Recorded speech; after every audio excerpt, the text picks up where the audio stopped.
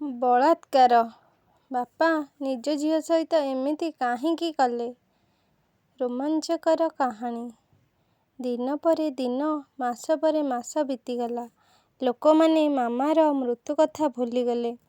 ମାମାର ମୃତ୍ୟୁ ପରେ ଦୁଃଖରେ ଭୁବନେଶ୍ୱରରୁ ଚାକିରି ଛାଡ଼ି ଦେଇ ବାପା ନିଜ ଗାଁ ବାଲେଶ୍ୱରକୁ ଚାଲି ଆସିଲେ। ବଳାତ୍କାରୀ ମରିଯାଇଥିବାରୁ ପୋଲିସ ବି କେସ୍ ବନ୍ଦ କରିଦେଲା। ହେଲେ ମାମାର ପ୍ରଥମ ପ୍ରେମିକ ସୋନୁର ମନରୁ ମାମାର ସ୍ମୃତି ସବୁ ଲିଭି ପାରି ନଥିଲା। ମାମା ତାକୁ ଧୋକା ଦେଲେ କ'ଣ ହେଲା? ସେ ତ ନିଜ ଜୀବନଠାରୁ ଅଧିକ ମାମାକୁ ଭଲ ପାଉଥିଲା ନା। ମାମାର ମୃତ୍ୟୁ ତାକୁ ସ୍ୱାଭାବିକ ଲାଗୁନଥିଲା। କି ବଳାତ୍କାରୀମାନେ ମାମାକୁ ହତ୍ୟା କରିଛନ୍ତି ସେ ଭାବି ପାରୁନଥିଲା।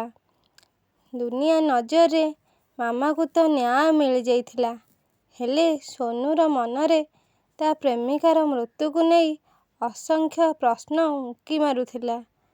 କାହିଁକି ନା ସେ ଭଲ ଭାବରେ ଜାଣିଥିଲା କି ବଳାତ୍କାରୀମାନେ ମାରି ନାହାନ୍ତି। ମାମାକୁ ସେଦିନ ଦେବୁ ସହ ଦେଖି ସୋନୁ ତ ପୂରା ରାଗରେ ଜଳି ଉଠିଥିଲା। ଆଉ ତାକୁ ଜୀବନରୁ ମାରିଦେବ ବୋଲି ମନେ ମନେ ସ୍ଥିର କରିଥିଲା। ସେଥିପାଇଁ ସେ ସୁଯୋଗ ଖୋଜୁଥିଲା।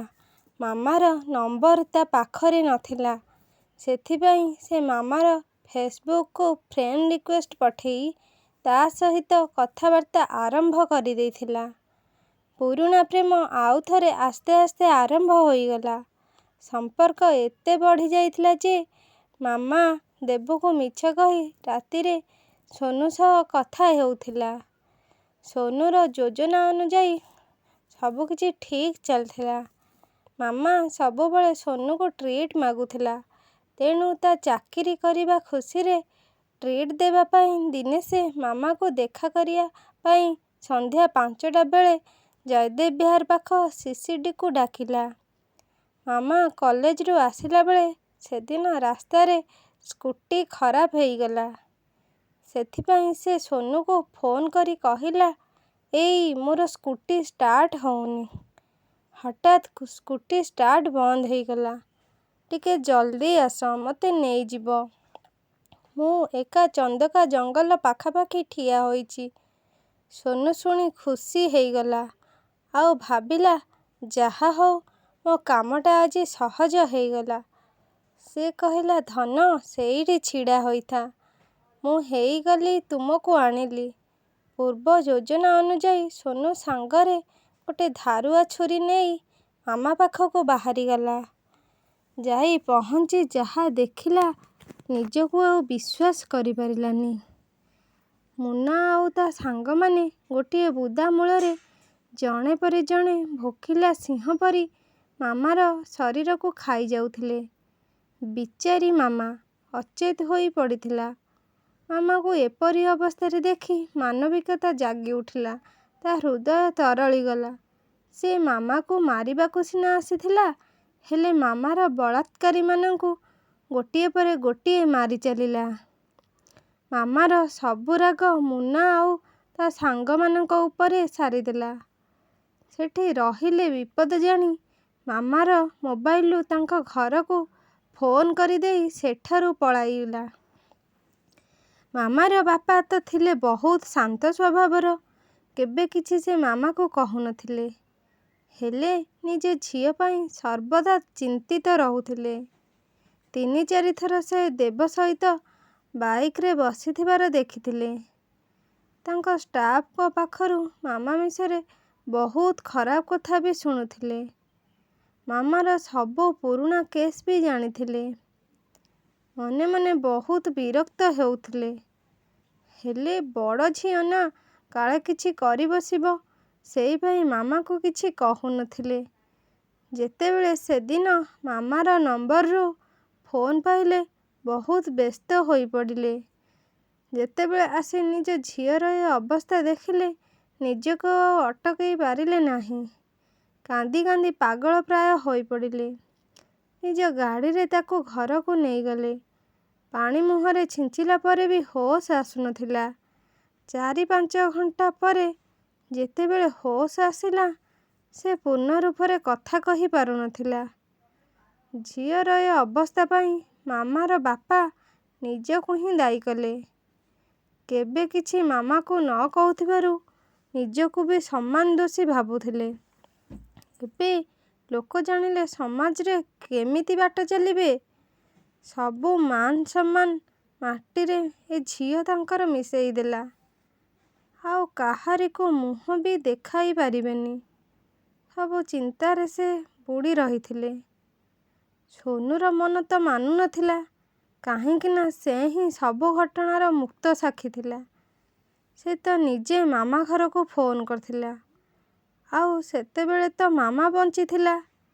ହେଲେ ନ୍ୟୁଜରେ କହୁଥିଲା କି ବଳାତ୍କାରୀମାନେ ବଳାତ୍କାର ପରେ ମାମାକୁ ମାରି ଦେଇଛନ୍ତି।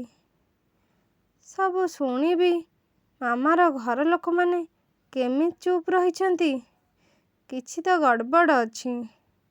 ହେଲେ ସେ ଏକଥା ପୋଲିସକୁ ବି କହିପାରିନି। କହିଲେ ଏବେ ବେକାରରେ ଫସିଯିବ। କିନ୍ତୁ ସେ ଜାଣିବ ମାମାକୁ କିଏ ମାରିଲା, କେମିତି ମାରିଲା। 2 ଦିନ ଛୁଟି ନେଇ ଭୁବନେଶ୍ୱରରୁ ଘରକୁ ଆସିଲା। ଆସି ଚାଲିଗଲା ମାମା ଘରକୁ। ମାମାର ବାପାଙ୍କୁ ସିଧା ସିଧା ମାମାର ମୃତ୍ୟୁ କଥା ପଚାରିଲା। ସେ କାନ୍ଦି କାନ୍ଦି ଚିରାଚରିତ ଢଙ୍ଗରେ ନ୍ୟୁଜରେ ଦେଖାଇଥିବା କଥା ଗୁଡ଼ିକ କହିଲେ। ଯେମିତି ସେ ତ କିଛି ଜାଣନ୍ତି ନାହିଁ। କାହିଁକି ତୁ ଏତେ କଥା ପଚାରୁଛୁ? ଯିଏ ଯିବା କଥା ତ ଗଲାଣି।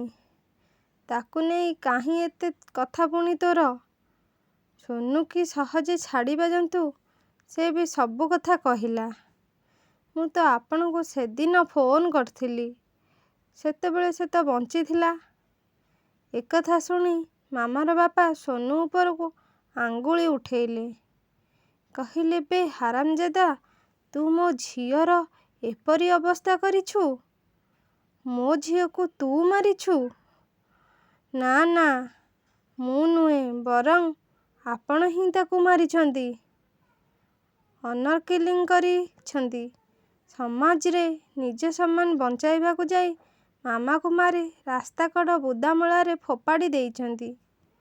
ଆଉ ବଳାତ୍କାରୀ ନାମରେ ସବୁ ଦେଇଛନ୍ତି।